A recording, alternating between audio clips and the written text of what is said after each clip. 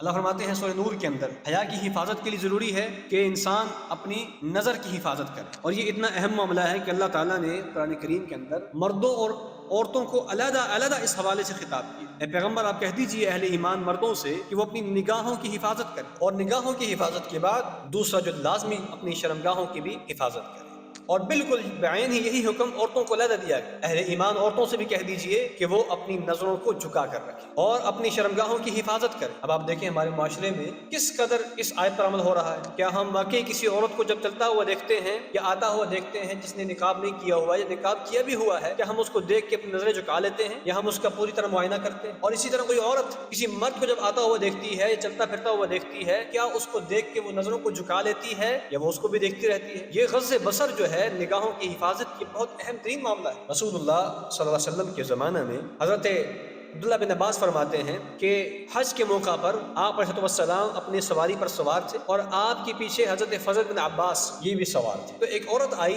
بڑی خوبصورت عورت تھی، وہ آئی اور آ کر رسول اللہ صلی اللہ علیہ وسلم کے قریب ہو کر اس نے سوال کرنا شروع کیا، کوئی مسئلہ پوچھ رہی۔ رسول اللہ صلی اللہ علیہ وسلم اس کو جواب دے رہے۔ حضرت فضل بن عباس جو ہیں نوجوان انسان تھے، تو وہ اس عورت کو دیکھ رہے تھے۔ تو رسول اللہ صلی اللہ علیہ وسلم نے کیا کیا، آپ نے ان کو تھوڑی سے پکڑا اور پکڑ کے ان کے چہرے کو دوسری طرف پھیر اور فرمایا کہ تمہارے لیے یہ بات جائز نہیں ہے، کسی عورت کو دیکھنا کسی مرد کے لیے جائز نہیں ہے۔ آپ سے کوئی عورت کوئی مسئلہ پوچھتی بھی ہے، کوئی سوال کرتی بھی ہے، تو نگاہوں کو جھکا کر اس کی طرف دیکھے بغیر آپ نے مسئلہ بیان کرنا ہے، اور کوئی اگر دیکھ رہا ہے تو اس کو چاہیے کہ اپنی اصلاح کرے۔ اسی لیے ایک صحابی نے سوال کیا تھا، اللہ کے رسول یہ بتلائیے اگر ہماری نگاہ اچانک پڑ جائے، ہمارا ارادہ نہیں تھا کہ ہم دیکھنے کے لیے کسی کو جا رہے ہیں یا کسی کو ہم نے دیدار کرنا ہے، نہیں، بلکہ اچانک سے ہماری نگاہ پڑ جاتی ہے تو پھر کیا کریں، کیا حکم ہے؟ فرمایا کہ اسرف بصرک، فوری طور پر اپنی نگاہ کو پلٹا۔ اگر کہیں اچانک کسی پر نظر پڑ بھی گئی ہے تو اس کا یہ مطلب نہیں ہے کہ نگاہ کو ادھر ٹکا دینا ہے، بلکہ فوری طور پر اپنی نگاہ کو وہاں سے ہٹا دینا۔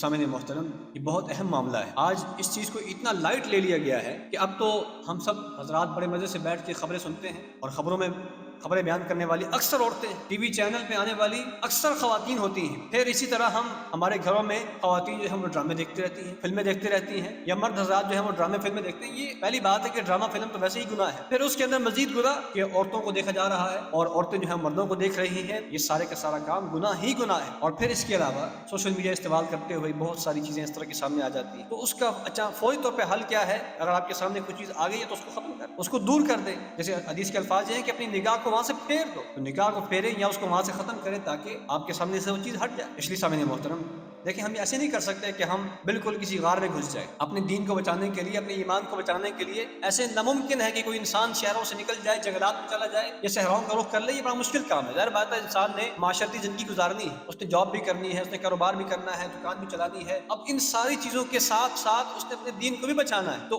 پھر عمل کیسے ہوگا؟ عمل ایسے ہی ہوگا کہ جب کوئی ایسی کیفیت سامنے آئے تو فوری طور پر دین کا حکم یاد آ جانا چاہیے کہ اس معاملے میں اللہ کے رسول نے مجھے کیا سمجھایا ہے اور کیا تعلیم ہے۔ میں دکان پہ بیٹھا ہوں، میرے سامنے کوئی عورت آ گئی ہے تو اس کا یہ مطلب نہیں ہے کہ میں اس کو دیکھتا رہوں، اس کے دیدار کرتا رہوں، بلکہ میں نے اس سے بات بھی کرنی ہے، اس کو چیز بھی دینی ہے، اس کا مسئلہ بھی پوچھنا ہے، جو وہ مانگ رہی ہے اس کو دینا ہے، لیکن اس کی طرف دیکھنا نہیں ہے۔ کوشش کرنی ہے کہ نظر کو جھکا کر رکھیں۔ ہے تو مشکل ہے، کام تو مشکل ہے، لیکن دین پر عمل تو کرنا ہے۔ یا تو ہم یہ کہیں جی اپنی مرضی کے دین پہ عمل کریں، یہ حصہ ہم نے چھوڑ دیا ہے، اس حصے میں عمل نہیں کر سکتے، ہم باقی حصوں میں عمل کریں گے، نہیں۔ ادخلوا فی السلم کافہ، دین اسلام میں پورا کا پورا داخل ہونا ہے۔ یہ جو ایک بہت بڑا حصہ ہے، اس پہ بھی ہم نے عمل کر کے دکھا دیا۔